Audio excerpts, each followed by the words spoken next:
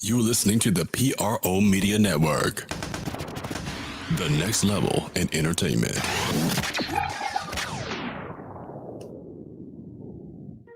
Go Tigers, go Tigers, go Tigers, go Tigers, go Tigers, go Tigers, go Tigers, go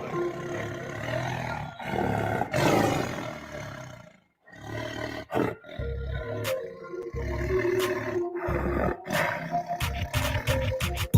You're now listening to Tuff Tiger Talk with Big Q and the guys on the Pro Media Network.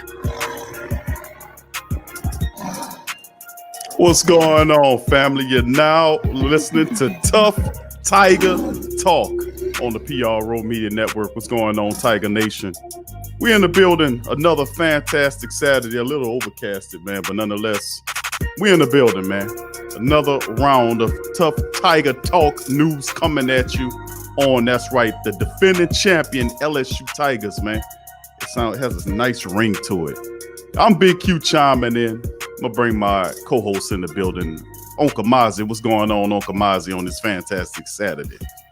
Oh, I'm awesome. How you doing? How y'all doing out there?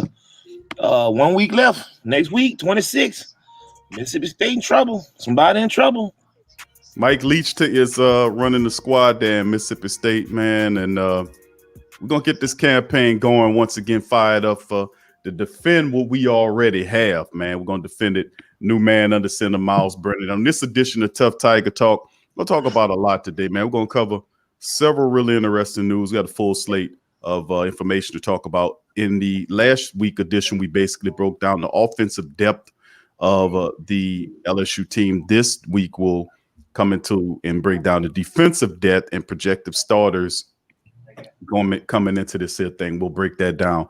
Also today, we'll cover Jacoby Stevens, and he'll be wearing LSU's number 7. You know what that number 7 is. Chris Curry and Damone Clark will be sharing the number 18. We'll get more into that story as well. We'll talk about LSU has 8 players named to the All-SEC preseason team. We'll tell you who they are. And, of course, Coach O came out and said that most players on the LSU football team had the C-19. He delivered that. You know, the coach is an open book. Some people say, why would he say that? He's an open book. Coach is not going to hide it from you. You know what I'm saying? He's going to keep it real with you. So we'll cover that story. We'll talk about SEC announcements and minimum roster requirements for the upcoming season and the C-19 protocols. We'll talk about that. Teams will need to have at least 53 scholarship players, including a minimum at certain key positions. So we'll talk about that as they have the restrictions to protect players and staff with C-19.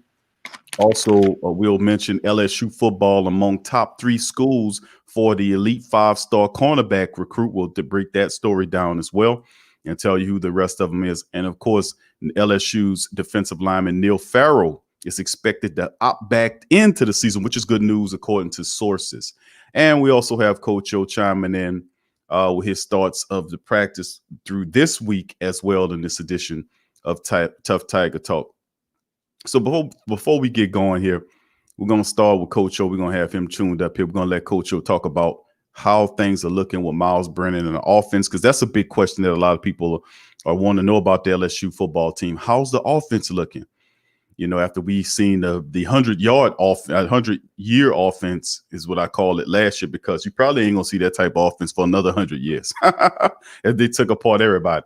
So we'll see. But here's Coach O with his thoughts on what's happening in the training sessions and in practice. Here we go. Hey, Coach. Good morning. Jacques from WAFB. Coach, I know in the spring you probably had a lot of things you wanted to implement and do with Miles Brennan, and then obviously that got cut short, and I can tell that it's a little frustrating for you. This is not the typical fall camp. You're not getting the work you'd like to get as a head coach. How much have you had to maximize your time with him, and how much does he have to do kind of on his own as well? Yeah, you know, I do believe he's worked well on his own. I do believe with COVID-19 that he did as much as he can do. I think that he and the receivers got together off campus and threw the ball. So I think that that work was getting done. Obviously, we felt like we were a little bit behind coming into camp, but we've caught up. We've had some tremendous practices. We're ready. We have the full offense in. I think he's ready to go. He's done a great job. Steve is pleased with him. He's extending plays with his feet. He's seen to feel a lot better. Very accurate with his throws. He's had a good camp.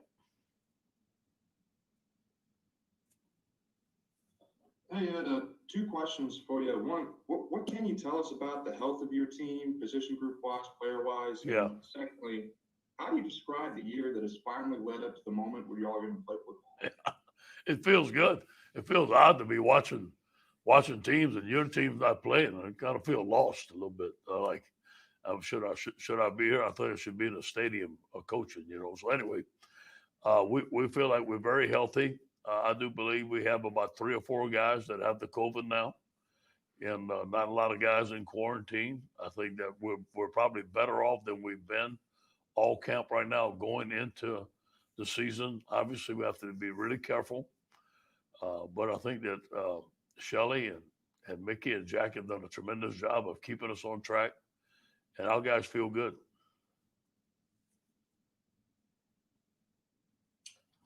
Hey, Coach, Jared Joseph, Fox 44 in Baton Rouge. So, like last year, the strength of the team that seemed to be coming out was talking about how the offense was winning a lot of the battles during the preseason scrimmages. Is there outside of the ball that's kind of standing out so far for the first two? The first scrimmage, it was defense. The defense was dominating. The second scrimmage, it was offense, which makes the head coach happy. It doesn't make the defensive coaches happy or offensive coaches happy, but it makes the head coach happy that the offense it's been even, to be honest with you. But I will say this, Steve. We are so much better on defense right now than any part of the season last year. I feel with Bo Pelini has come in, he's brought a new energy, a new excitement. The 4-3, Dave Aranda did a tremendous job for us, but I'm just glad that we moved to the 4-3. We're more of an attacking style of defense. We're using our personnel, and Bo's done a tremendous job for us. Hey, Coach, it seems like really all offseason it's been kind of pegged that Darren's going to get that left tackle spot, and you've been talking a lot about him and how he's grown as a leader. I was just curious if you could go into a little more detail about how he's grown off the field and then also on the field. Yeah. Darren's made tremendous strides. As you know, we recruited him out of Faraday. He wanted to play defense first. It took a little while to move him over to offense and then to learn. But Darren made his biggest improvement when we were practicing for the bowl last year, especially when we were going to the semifinal in Atlanta. I thought he really showed out in the practices, and that's where the young kids get more practice. He's become a leader. He's been behaving himself. He's gotten in no trouble. He's done a tremendous job for us. Obviously, he still's got a ways to go. But I think that Darren's going to have a chance to be an NFL player, be a high draft pick. That's Coach Ogeron chiming on his thoughts on practices and what he's seeing, and saying it's pretty much been even. He's seen the offense dominate some practices, the defense come and dominate some practices. And that's pretty interesting because let's be honest with you, Bo Pelini leading that LSU defense, and they're pretty fierce. Now, we did lose a few pieces here or there, but listen, LSU's deep at the position, especially on the defensive side of the ball. We recruit really well on the defensive side of the ball. I'm going to bring in my co-host Uncle Mozzy into this thing and have him to comment. Uncle Mozzy, you heard what Coach Ogeron was laying down about the offense. What is your perspective on what he was talking about offense and defense in practice? Well, I mean, he's there every day, so he would know. He knows what to expect. He knows exactly what he's looking for, where they need to be going forward. It's going to be an uphill battle, obviously, because expectations are there. And I heard a quote a couple of days ago. It says it's very hard to hold your head up when expectations are pulling it down. So when you go into any situation, a relationship, a football season, a basketball season, buying a new car, when you go into something with expectations and your expectations aren't met, things get kind of sticky and situations tend to go sideways really, really quickly.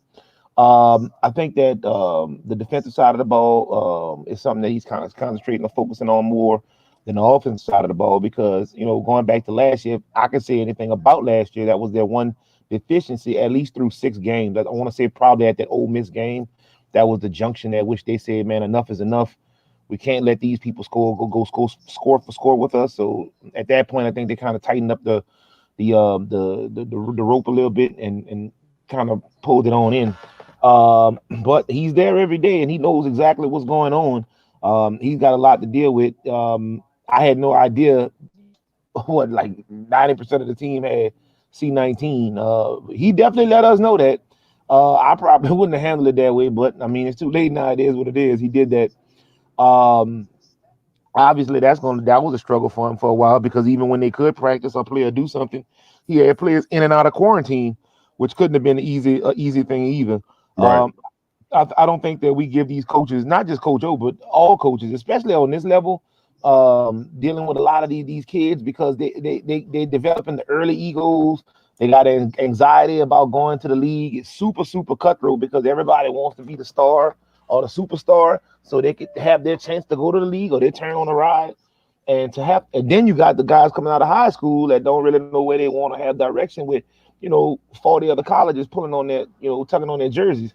So, to be a coach in that league and in NCAA at such a high level with LSU, when you're in a conference, the SEC, that's a superpower conference, a power conference, and that you got the majority of your 4 or 5 star recruits throughout the country are all housed in that conference, right? So when you are faced with that kind of adversity, I wouldn't want it. That's worse than the president of the United States to me. I couldn't imagine what they're under and the pressure that they're under. But he seems to micromanage it and do a really good job at it. I think that another big thing I don't think he chimed in on, but I was reading an article on the DeathValleyVoice.com, the fan side. It's one of the most important battles no one's talking about is the backup quarterback spot at the number 2 spot between Max Johnson and TJ Finley are trying to battle out behind Brennan. I mean, and that's a very important position because obviously if Brennan happens to go out and you got to go down the depth chart, you need to know who your guy is. And if the battle is still going on, as it's been going on over the last week or two, they still don't have it etched in stone or set. So hopefully we can get that done and iced up today on the advent of the season opener next Saturday for 2:00. Yeah, and that's the big part of this whole thing is definitely staying healthy, man. And that's a big part. Coach overemphasized that several weeks ago. Last show we talked about it the week prior. I remember playing in several interviews from Coach Orgeron stipulating we have to stay healthy at the QB position because behind the QB position, once if Miles Brennan, if an injury occurs, that it's a drop there because you have true freshmen coming in. You have guys like you mentioned Johnson, you mentioned Finley from Ponchatoula. These interesting guys, and the word on the street is Johnson has a slight edge over Finley. A lot of people like Finley because he's a big kid who can really throw the deep ball. Max Johnson can move around a little bit, also has pretty good accuracy as well. But listen, man, that's why we need Miles Brennan. This is his team. He's been waiting for some time. Last year, he handled it really well because, we brought in, last year was Coach Joey B, who transferred in here from Ohio State, and Coach Owen got that guy, brought him here. And now this year, with Joey gone, this is Miles Brennan's opportunity to show that he's been on this team for several seasons and he needs to show up and take possession of this team. Even though he don't have Jamar Chase, they still have weapons around him. The defense is going to be awesome. The running back position is really fire, in my opinion. I like the young wide receiver depth. The tight end, Eric Gilbert, is special. You're going to see a lot of that. So in many ways, the LSU's offense, I don't know if it'll be as dominant. I don't think it'll be not even close to what the 100-year offense, as I call it, that you seen last year. But you want to see that. You won't see that type of offense for another 100 years. Those guys were special. But this volume of the LSU football defending the championship, man, this is going to be a nice unit as well. So thank you for that. Let's move on to our next topic. We'll talk about the SEC announces the minimum roster requirements for the upcoming college football season and the C-19 protocols. This is coming from CBS, as they're letting it known that teams will need at least 53 scholarship players, including a minimum at a certain key position. SEC teams will have to have at least 53 players available, including the quarterback, 7 offensive linemen, 4 defensive linemen, according to guidelines announced by the league on Friday. If a team can't meet the requirements, it can choose to play anyway. Otherwise, its game will be rescheduled or declared a no contest. The SEC's minimum threshold mirrored those announced by the Big 12, but one major difference. The Big 12's 53-player minimum includes walk-on players, while the SEC guideline only includes scholarship athletes. Teams are capped at 85 scholarship players. Schools can also request to have games rescheduled if they determine that there are compelling reasons why it cannot begin a contest. that are unrelated to player minimums. That'll be interesting to see if any of those things are followed upon. The final decision on the postponement or declaring a no contest in that situation will lie with the league commissioner, Greg Sankey. It will be unprecedented for a team to fall below the 53 available scholarship players during a normal season, but C-19 contract tracing protocols are in place. College football teams are dealing with waves of absences from practices and games. Missouri, for example, is already expecting to be down at least 12 players for its season opener against Alabama on September the 26th due to COVID-19 protocols. Several college football games, including 5 scheduled for week 3, have been canceled or postponed as teams are dealing with the C-19 outbreaks or depleted depth at certain positions due to contract tracing requirements. Charlotte had to cancel its game against North Carolina scheduled for Saturday because of depleted depth on the offensive line, despite the fact that only one member of its program tested positive during Monday's round of 200 tests. The NCAA and the SEC guidelines say that players who have been in contact with individuals who test positive for 15 minutes without face coverings are deemed to have been high-risk contact. Those individuals are required for quarantine for 14 days. Players who test positive must sit out for 10 days and be symptom-free for 3 days. What's interesting about that face coverings, which, man, I don't want to get into it because depending on what kind of face covering you have, many of the doctors came out and said that does not help. But even though it's just a weird thing going on here with this whole thing. But just putting something on your face like that's supposed to, that it's microscopic. It goes right between the fibers, man. I mean, it's absolutely amazing. But these are the requirements for C-19. This will be an interesting season because people are always already using these protocols to postpone games. Mozzy, you heard what I said about SEC minimum roster requirements. What are your thought process on it before we move to the next topic? Well, the minimum roster requirements, I think nobody's going to like that. Nobody likes the face covering. Nobody likes any of the mandates that came down this week. And I get it. You and I talked about that off air. And I definitely know your stance on it because you made it very vocal. But, I mean, bro, you got to realize they got to do this because these kids are just too out of control. They are still kids. We tend to try to slide that over to another dynamic, but they're still kids. And the faculty, as far as the roster management, I mean, they got to follow those protocols just so that they can have because it's not just them, it's the other 10 teams that they're going to play against throughout the season. Everybody's got to be protected because they're waiting. I can guarantee you, I promise you, somebody, some naysayer or somebody that doesn't like football or is indifferent to them, it doesn't bother, they're licking their chops right now for somebody to get sick or something to go wrong. So they can either say, I told you so, shut the whole thing down, or come with a mountain of backlash that nobody really wants. So yeah, the rules are what they are. They all suck. None of us like them. But just like the situation that happened with Miami at Miami, Ohio, I don't know if you saw that, but the kid was having a frat party, right? And this was also disturbing because the cops came on the scene, got his ID. And his ID was flagged that he had tested positive for COVID. I didn't even know they do that. So they got a secret little database that they're doing that with. Yeah, so the cop said, I just ran your ID and you were flagged, tested positive for COVID last week. Like, how did you have access to my medical record? Access to that, right? Only have access to my driver's record. So they're just showing. I Googled that to see if that was a thing, and it's not showing up on Google. But I also saw the computer in the cop's car on the video. I say that to say that's a topic for On Q with Big Q. You better believe it is. but the main topic is the fact that while quarantining, a week out of quarantining for COVID, a week into quarantining for COVID, which is a minimum of 14 days, he was having a frat party where they had like 50 or 60 other kids in attendance. You see what I'm saying? And that's allowing them to do it on their own with rules, but not much enforcement of said rules. You got a house full of people a house party full of people, and the host of that party just was tested positive for COVID 7 days prior to the party on a college campus. So you see, you got to monitor. These are still kids, man. And as fans, we ready to get into the stands and cheer on and tailgate. We ready to do all of that as fans. But we got to understand that these are still kids and that these rules are in place not so much for us, but more for them, because that's the age bracket that feels they're invincible, invulnerable. Nothing can happen to them. They don't need to abide by any rules. They don't care. They live by the seat of their pants, and they just do the first thing that pops into their mind. We all been 20, 21, 19 before, right? I know you have. You remember when I was that age. Huh? I'm still 19 right now. I don't know what you're talking about. I'm 29 this year, my brother. I'm a little older.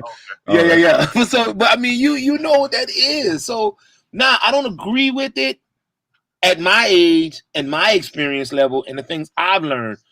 Do I agree with it? Referenced against the background of every 18 to 25-year-old person I know? Absolutely, I agree with it. I think it's a necessary move, and I think they're only covering their own ass, bro. Yeah, that's no doubt about it. Like you said, that's a topic of discussion for On Q with Big Q. If you want to hear that, please join patreon.com/the Pro Media Network. Link is in the description section below if you want to get more of that work. Anyway, let's keep going to the next topic discussion. Good conversation there, Mozzy.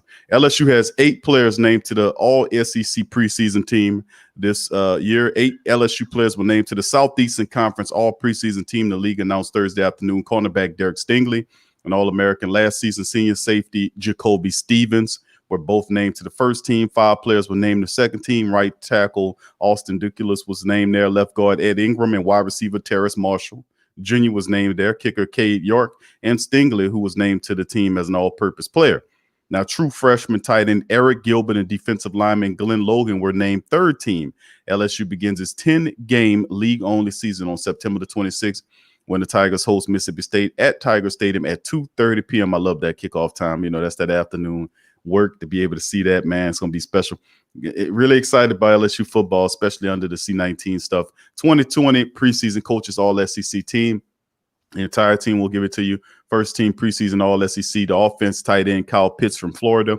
Offensive lineman Alex Leatherwood from Alabama. Trey Smith from Tennessee. Darren Kennard from Kentucky.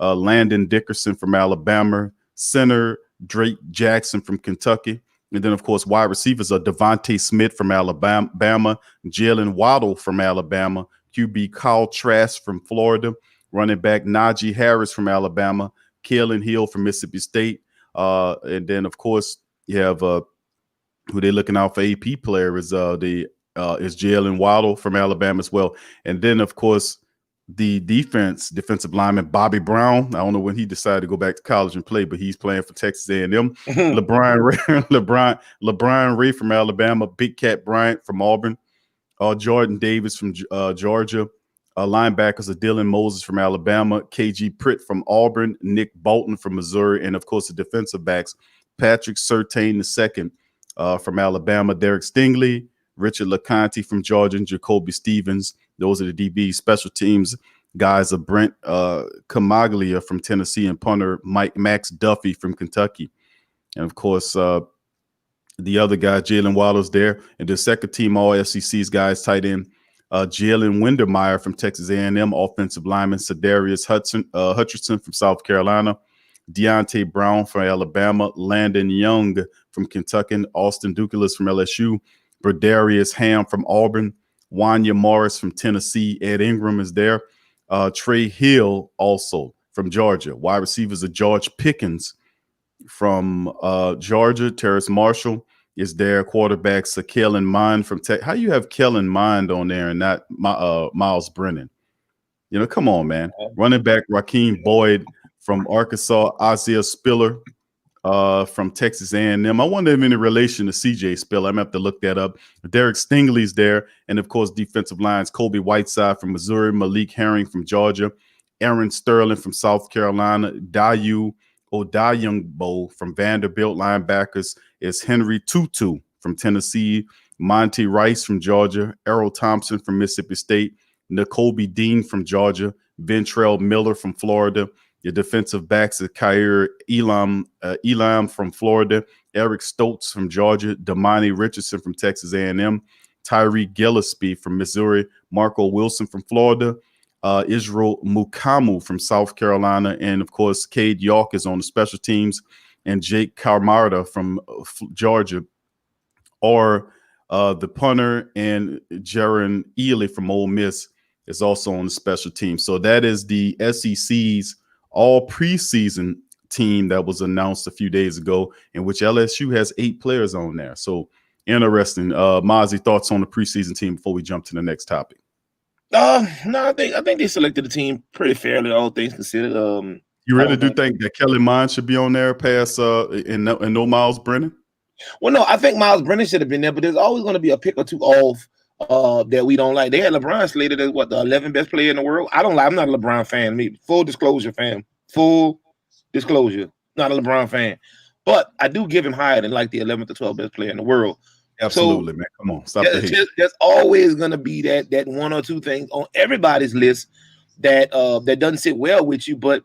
As long as it's like listening to a rap album nowadays. Out of 12 songs, if I can get 4 or 5, I'm good. You see what I'm saying? It's one of those standards drop. Huh?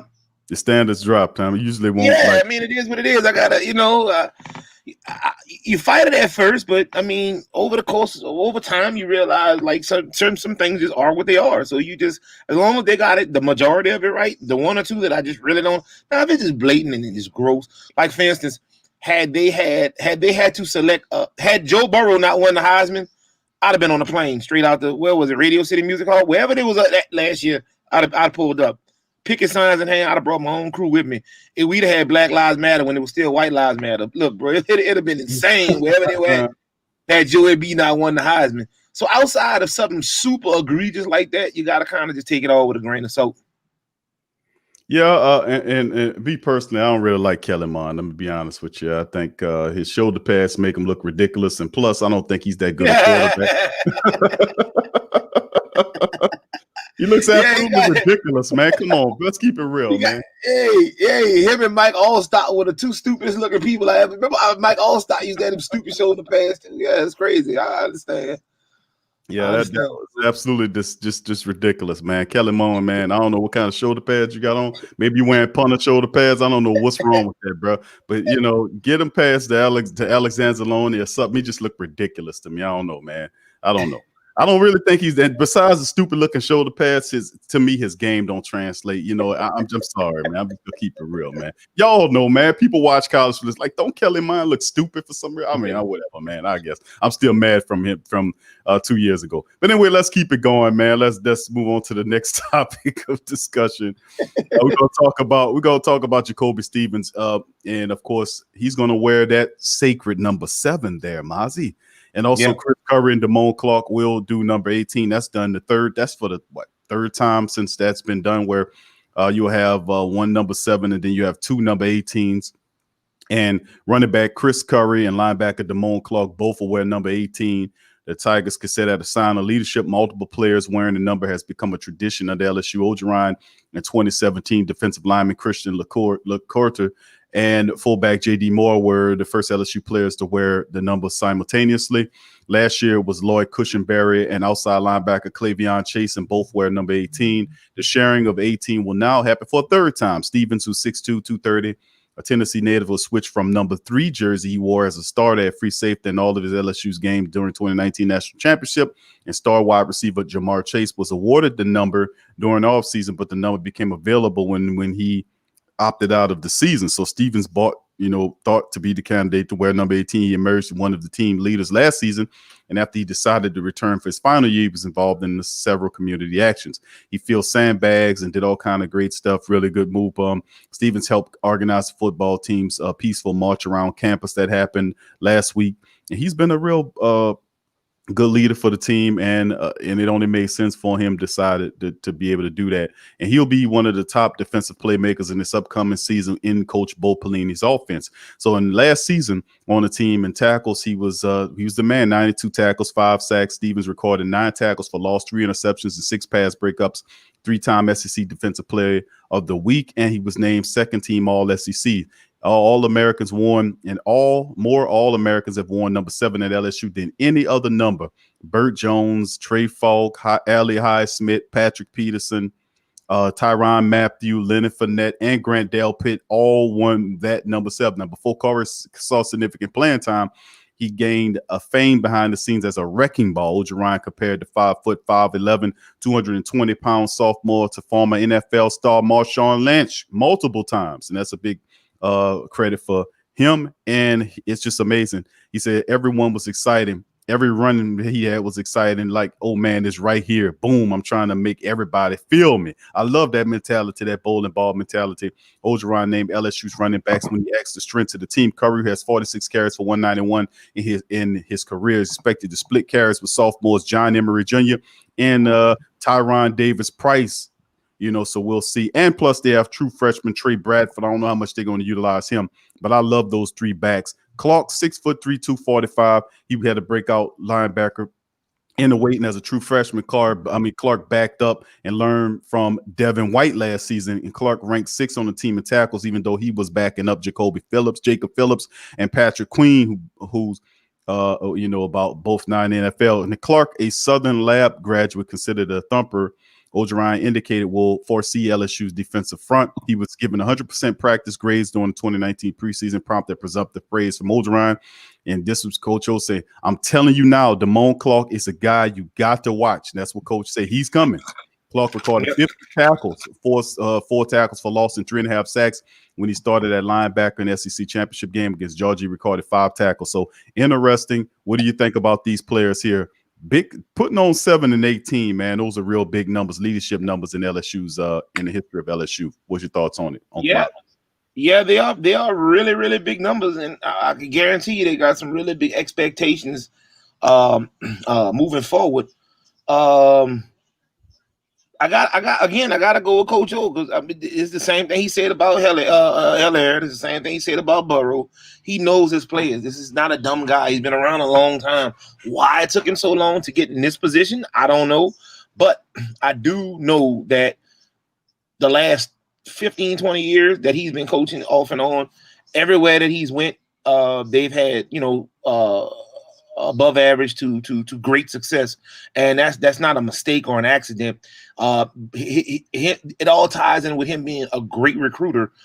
He knows his players, he knows his roles, he knows what makes certain people work, and he knows what pieces fit well together. It's just a knack that he has. Now with saying that, he's not the most prolific coach on either side of the ball. So he's not a big X's and O's guy. He's not a guy that could come in and just totally revamp a team from a what's the word I'm looking for? From a package standpoint, like come in, I'm gonna implement a whole new system and have all of these elaborate packages and on both sides of the ball. That's not him. But he's more of an A&R. He's not the record label, but he's not the artist either. But he can see or hear the talent and understand that if I put these people together, we can win. And he has that ability from the coaches and his staff as well as the players. So if he gave them the numbers and he's co-signing or stamping it, I gotta ride with him because he's never given me a reason not to trust what he's saying. Yeah, ain't no doubt about it, man. Coach O, he been hitting on it, man. To be real with you, he been hitting on it a lot lately, and to keep it real with you, I mean, listen. LSU has a lot to prove. This team, believe it or not, have a chip on his shoulder because a lot of people are writing LSU off. Even Tim Tebow came out and said that Tebow came out national television. As if that bum could ever come out and say anything. I'm sorry. Go ahead. I did hear that. What a bum. Go ahead. Yeah, but that's more fuel to the fire. And most of the national people who were not riding with LSU before until we beat them into submission. And they waved the white flag and said, okay, yeah, we believe in you now. We believe in you now when we stumping out all their teams. We were constantly disrespected in the polls last year, even though we just kept double-digit winning and beating the hell out of teams. And they were ultimately beaten into submission. But now they feel validated now that Joe Burrow moved on and that you're not a top 10 team. Now, of course, we won't produce the 100-year offense that we seen last year, but this team will still be an effective unit led by the running attack and the defense. And that's, if you ask me, that's the staple point of really solid LSU play. This team might not be up to the level of what we had last year in terms of the talent, because that, like I said, that's a special unit. But Don't overlook this team that we have. The defense is still going to be incredible. The running game is awesome, and the tight end is going to be spectacular. Eric Gilbert could be one of the best tight ends that LSU can have ever had when it's all said and done. I'm just keeping it real with you. Terrace Marshall will step up. You're going to see some great play from the young wide receivers. They'll get an opportunity to show what they can do. And listen, when you got a quarterback like Miles Brennan, who has a strong arm, he has a running attack that can help him, and a tight end that can help him. When you have stuff like that in big wide receivers, you got guys like Terrace Marshall, 6'3", other guys on, the big wide receivers where they win the jump balls, So like I'm saying, we might not have Chase there, but let me tell you something. Terrace Marshall, he wasn't a slouch last year. He had 40 plus catches and 9 touchdowns last year as the third best wide receiver. Absolutely insane. So we're going to see. We're going to have to prove. And we're coming at him as the underdog. Nobody's giving LSU credit. Tebow is merely a representation of all those guys out there saying LSU doesn't have a chance this year. So let's keep it going to the next. One thing though, before you move on, I find a lot of the times, as it pertains to LSU, I think the offense was so prolific last year. Q, I believe what people are doing, they are taking the second and third string players and they're making them like everybody else's great value players. Make no mistake, our great value players are everybody else's name brand players. Everybody else is starting players. So, you look at Miles Brennan coming in as his first start. Yeah, but he backed up, Joey Burrow. A Heisman Trophy winner that threw for like, what, 1 million yards last year? Like, he had, 180,000 yards on like 100 completions or whatever. Like, it was crazy. So, like, no, you can't equate and try to make it make sense and say, okay, well, I don't really know because this guy, they're going to go in-house. They didn't recruit, but this guy's been there for a couple years and he's never had a starting job. What makes anybody think he can get it done now?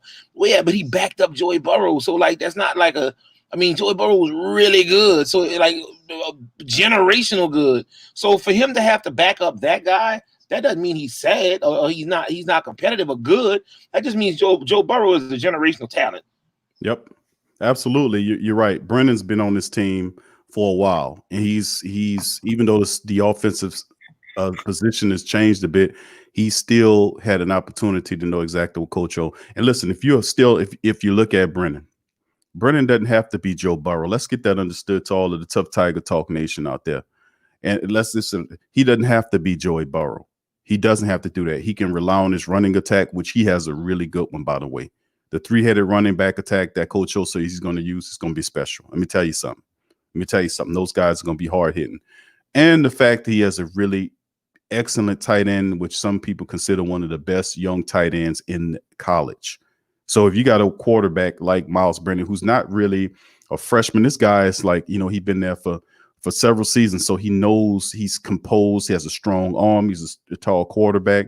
And we've seen some things from Brennan. Now that it's his team, you couldn't have asked for more to give this guy, but big, tall wide receivers like Terrace Marshall and guys like Curry and the rest of the guys running. Give him a competent running game, more than competent running game, a athletic, gifted tight end like Eric Gilbert and big wide receivers downfield. You couldn't have asked for a better complement of players to gel around because the stars of the team on offense have gone. They're gone.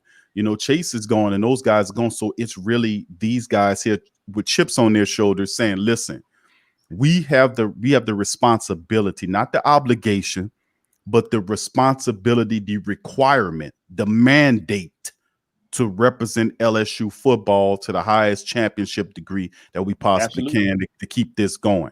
And a lot of people are overlooking them, including Tim Tebow and several other national broadcasters that said, no, it goes back to Alabama now because with all of the talent there. But remember, those clowns were saying this, last year, and they were wrong last year, and they'll be wrong again, and we'll surprise them again.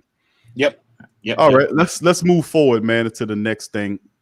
LSU's defensive lineman Neil Farrell expected to opt back in the season. That's good news for me, by the way. LSU defensive lineman Neil Farrell expected to opt back in the 2020 season. According to sources, he opted out of the season in August, citing family concerns regarding the C-19. The Athletic reported that Farrell intended to rejoin LSU. He started 3 games and appeared in all 15 contests for LSU last season, recording 46 tackles, including 7 of them for loss and 3 sacks. Farrell is 6'4", 320 pounds, and he's a senior from Mobile, Alabama. He appeared in 15 games during his 2 seasons at LSU. Now, remember, Tyler Sheldon is another projected starter, big guy that you could not run up against in LSU's line. He also opted out in late August to begin preparing for the draft. So getting Farrell back is huge. So that's really good news. What do you think about that, Uncle Mozzy?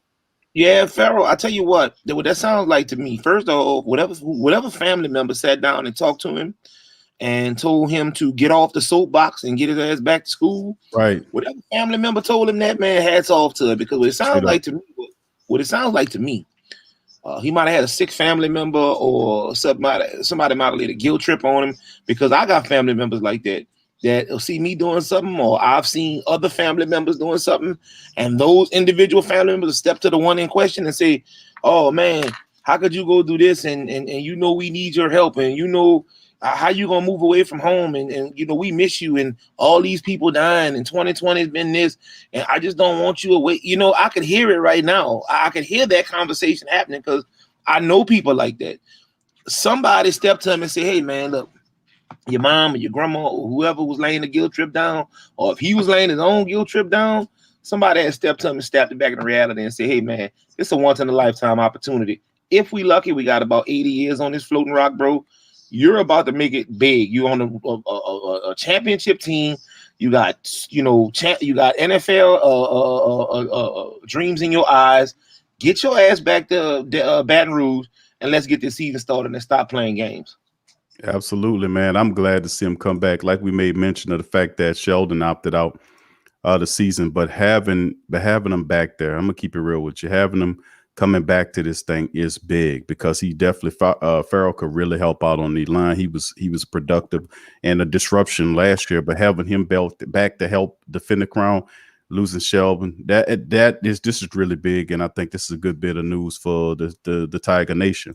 All right, moving on to our next topic. We have 2 more topics before we end the show. LSU football among top 3. I told you we had a jam-packed show, a lot of topics. LSU football among top 3 schools for a certain elite 5-star recruit defensive back. Let's get into the story here from Death Valley Voice. LSU football, among numerous other programs, is hoping to land a commitment from 2021 5-star defensive back Sage Ryan.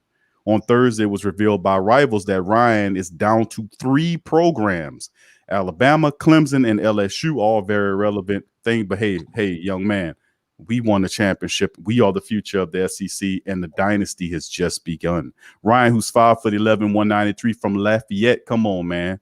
You from Louisiana. How could you be looking at Clemson? Come on now, young man. Come on back home. Come on. I don't get that. Yeah. Then he look Alabama, Clemson, and LSU, and you're from Lafayette, and you're talking about, let me go look at. Come on, fam. You stay home, man. He's rated as 24/7 Sports composite ranking as the #1 safety in the nation and #2 player in the state of Louisiana. This would be huge if LSU can land it. I really do think we'll get this kid. He's also rated as the #1 28. He's a the 28th overall recruit in the entire nation. So the dynamic safety is hoping to announce his decision early as October. LSU football should be considered the favorites to land Ryan. It's hard for me to envision Ryan committing somewhere other than LSU. Just too much that connects Ryan to the Tigers. Ryan is the nephew. Get this now. Get this, and why I'm feeling really good about this family. Ryan is the nephew of former Tiger Trevor Falk, and the cousin of former LSU running back Kevin Falk. Come on, young man. Come on. What are you talking about? Clemson and Alabama, man. Let me repeat that again. And why I feel good about it else. Ryan is the nephew of former Tiger Trevor Falk and cousin of former LSU running back Kevin Falk. He's also a solid relationship with defensive backs coach Corey Raymond and head coach Coach O. So, I mean, hey, what can I tell you? He's also a Louisiana native, recently visited LSU with a group of players that included 4-star LSU quarterback commitment Garrett Nussmeier, who's big. That's big. Watch out for that kid next year. And, of course, 5-star Tigers targets are Mason Smith and Corey Foreman. And he said it was really good. I was glad to hang out with some of the top LSU recruits in the nation. It was a good experience, what the college players can do with their free time and schedules and stuff. And that's what he said with his trip. Ryan is hoping to squeeze in some more visits before making his decision. He won't be able to interact with any coaches on visits due to recruiting shutdown. No visits. I think LSU emerged victorious in this recruiting battle. No doubt about it. I mean, this kid is listed. I mean, listen, this is not just any kind of recruit. This kid is ranked as the #1 safety in the nation and the #2 player in the state of Louisiana. And overall, through the entire country, he's rated as the number 28th overall. So to land this kid, and they got him listed as cornerback, safety, but hey, that's what we do. We bring him. Mozzy, thought process on young man out of, from Lafayette, Sage Ryan. They speak highly of him. Could it be Champ Bailey-ish? It just remains to be seen. Patrick Surtain. Hope it ain't that situation. Patrick Surtain was here. His son chose to play at Alabama. We hope that's not the scenario, man. Come on. Yeah, so that's what I'm saying. So we definitely gotta. I think that is Kevin. I talked to him. I think he get him right. Clemson is off the table. I understand. I kind of understand Alabama, and here's why. 17, 18-year-old kid, been in Louisiana all their life. He has all of these dreams of grandeur about other spots and other places, and he just wants to test the water because Baton Rouge is only a 30-minute drive from his house. That means something. That means that mom could chime in. That means little cousin and big bro, and that means all of these people come over and kind of be in his business. And he might want to just kind of establish his own thing and become his his own man.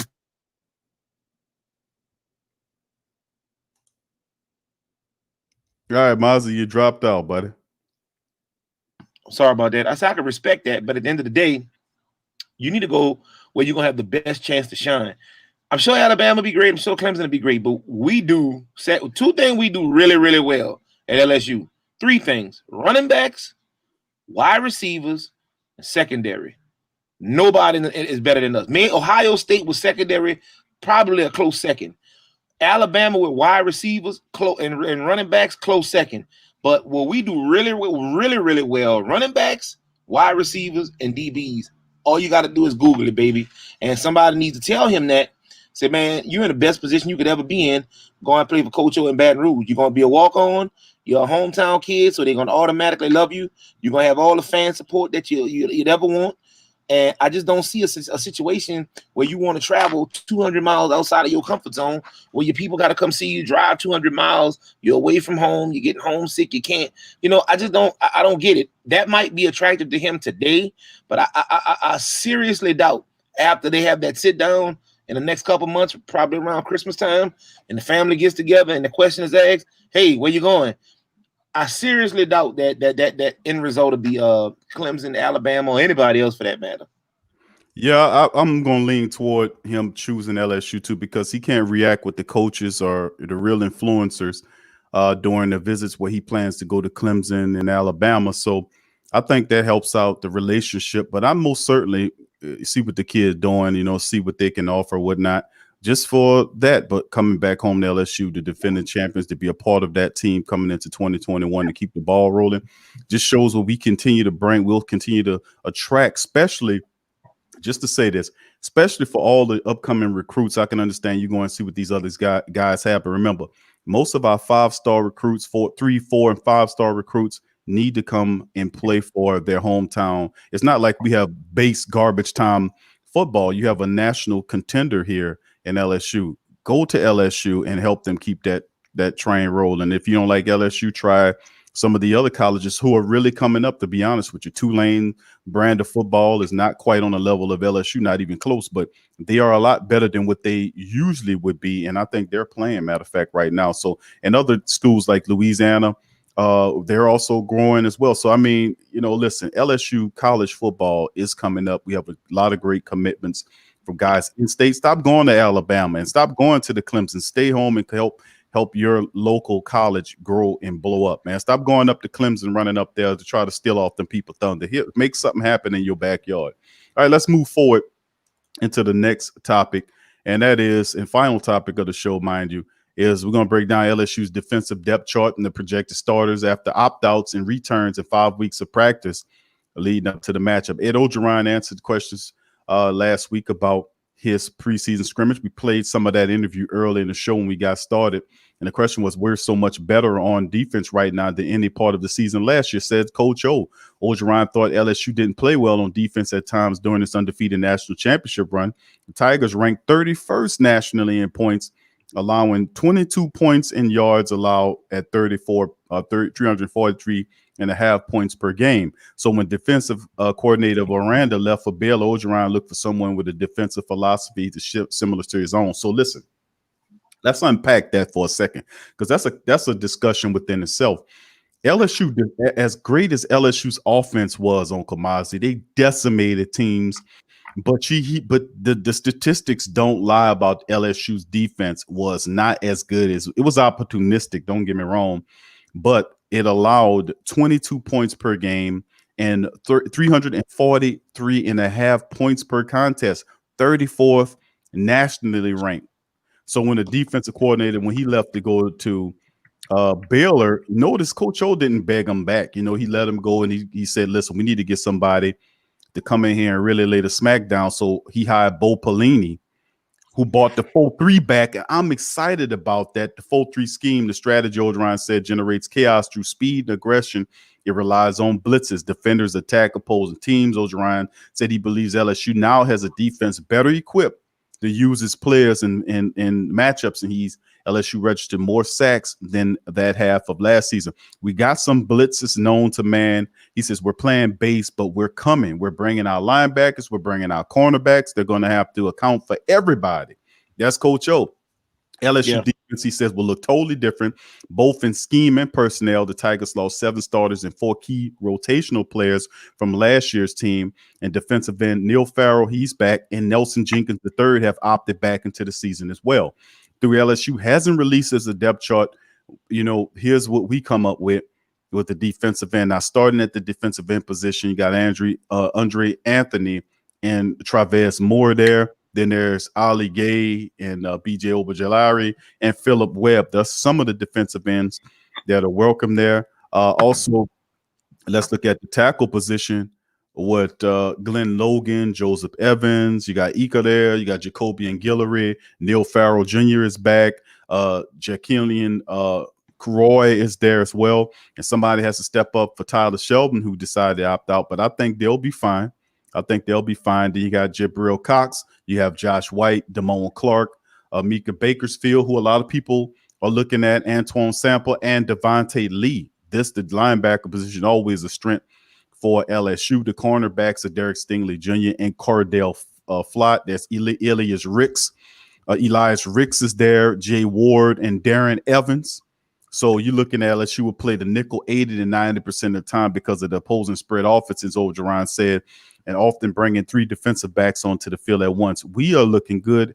Derek Stingley Jr., the All-American, and Elias Ricks. These guys are going to be one, if not the best cornerback tandems in the country. Let me tell you what.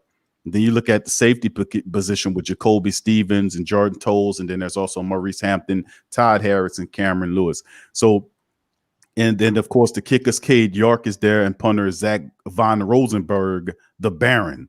And lone snapper is Quentin Skinner and Max Peterson. They'll be there competing. So, Mozzy, we went through the defensive line depth chart. What do you think about this very talented unit? Of course, Coach Ogeron talking about Bo Pelini's 4-3 style aggressive defense. He has the really interesting secondary members that's going to step up. Can the defensive line and the edge rushers fire off the edges to make something happen?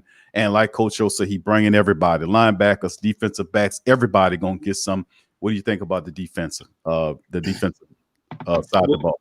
First of all, reflecting it onto last year's defense, again, I played on that side of the ball. And I'll tell you beyond a shadow of a doubt, bro. I'm a big guy back then.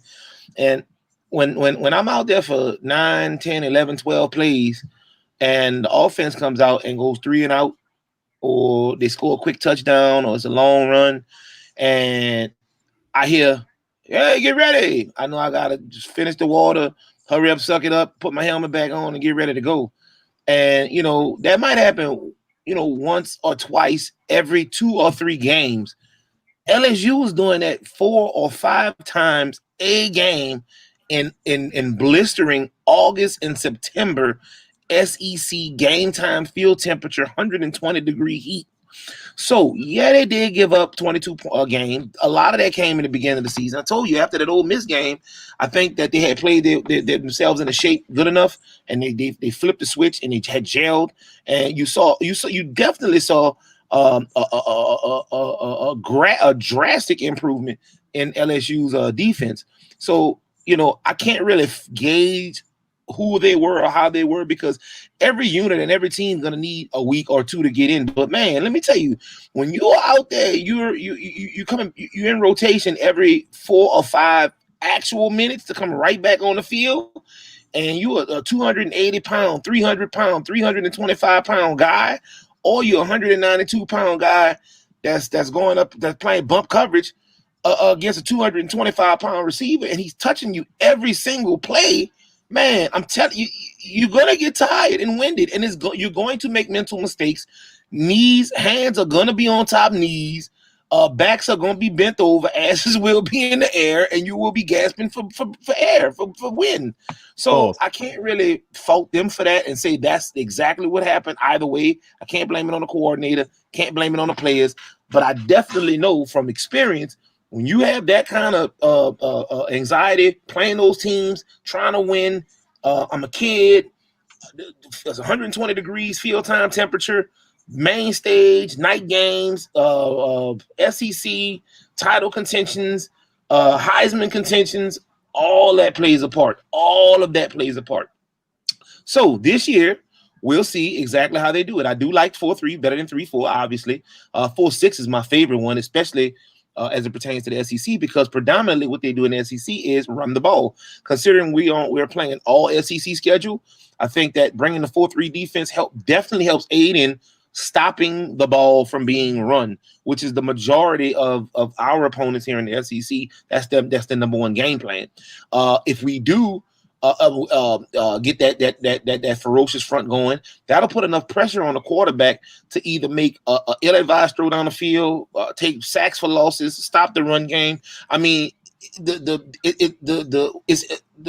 ramifications are endless. Now, with that being said, you're gonna go 4-3. You're gonna put another hand down in the front. You damn sure better make sure those linebackers could handle that coverage on those slot receivers, on those crossing patterns, those receivers, those running backs coming out the backfield, and those tight ends either splitting the seam going straight down the hash, or on some kind of out routes, or maybe those flag routes, and where those linebackers will be left in one-on-one coverage to check some of those tight ends and some of those running backs, where you might be able to exploit or expose a mismatch if you're the other team. So it's going to be imperative that 4-3, if the 4-3 isn't working and we're not getting enough pressure with those 4 down linemen, we might have to resort to other measures.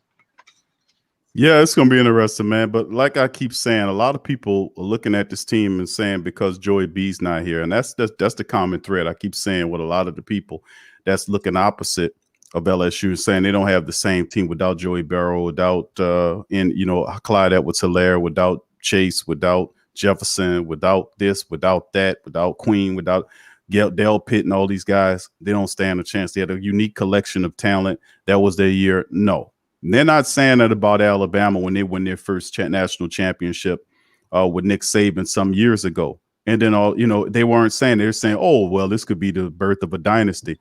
Why are they then not doing the same thing for us? Because they are reverting back to Alabama. Look, Alabama had an opportunity. Listen, Alabama was dominating. You know what I'm saying? But if you notice the trend, that a lot of the recruits that were going to Alabama are now coming home to LSU. And let me tell you something. I'm not saying Coach O's a hell of a recruit as well.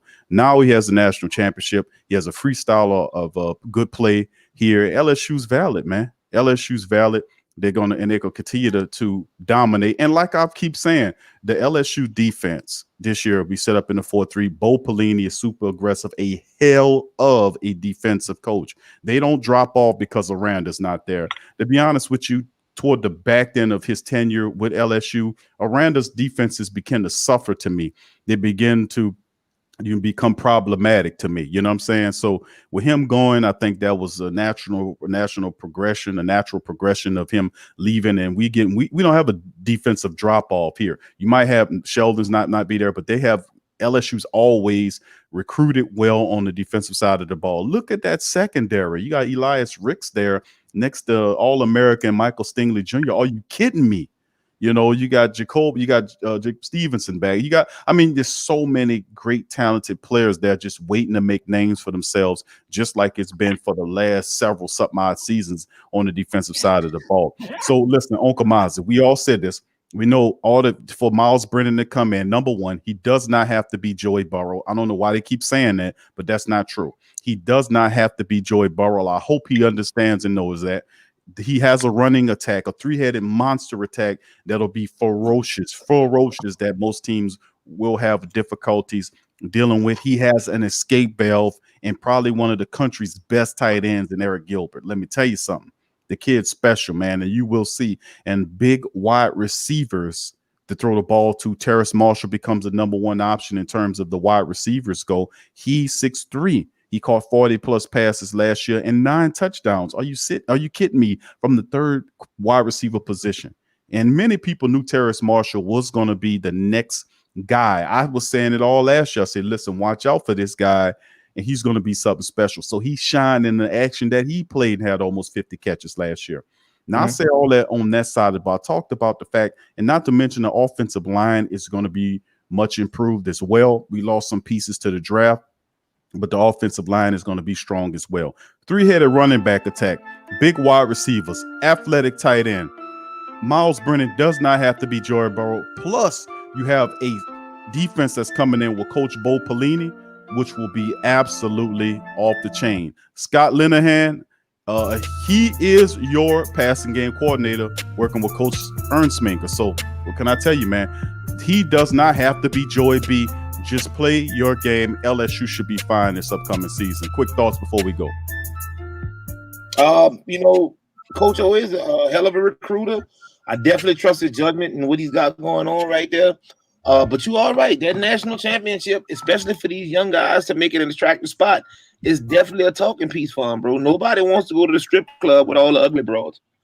Yep, absolutely. I damn sure don't. Well, anyway, that'll do it for Tough Tiger Talk on this edition, man. I'm Big Q.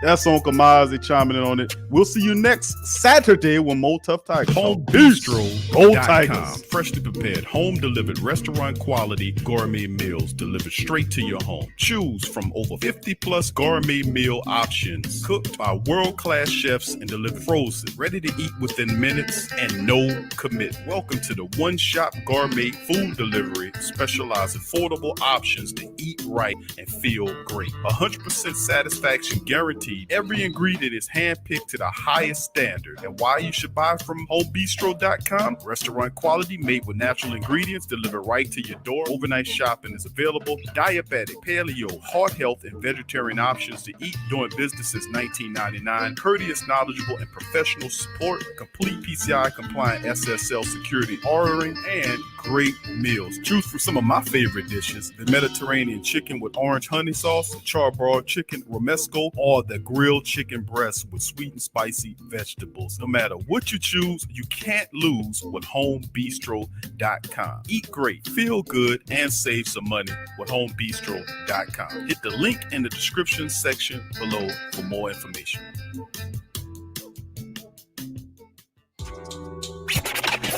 I'm a Saints and Pelicans fan, so the only podcast I can get my fix is the Sports Coma with Big Q. The guy's intense, funny, and they always keep it real. Check out the Sports Coma with Big Q and the guys. TheWhoThatDaily.com. That's right, TheWhoThatDaily.com. Your one-stop shop for everything New Orleans Saints, New Orleans Pelicans, LSU Tigers, and even the top flight boxing news. So if you're a Who That and you're looking for a place to stay up on your team, TheWhoThatDaily.com is your site. TheWhoThatDaily.com for the sport Who That in all of us.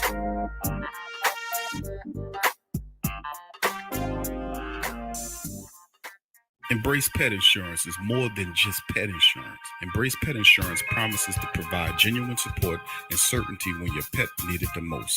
With personalized accident and illness policies, compassionate customer care, 24/7 access to veterinary professionals, flexible wellness plans, timely claims processing, and online customer portals, their values is what makes them Embrace. So when selecting a pet insurance company as a partner in your pet's care, you deserve a company that has your pet's best interests at heart. Get top-rated and reviewed coverage for your pet today. Up to 90% back on bills at any vet, total protection, pet insurance and wellness, and dependable claims payments. Get the top-rated and reviewed coverage for your pet today. Go to EmbracePetInsurance.com. That's EmbracePetInsurance.com. Check the link in the description section below. Are you a boxing fan? Check out Ring Kings Boxing only on the PRO Media Network. You're listening to the PRO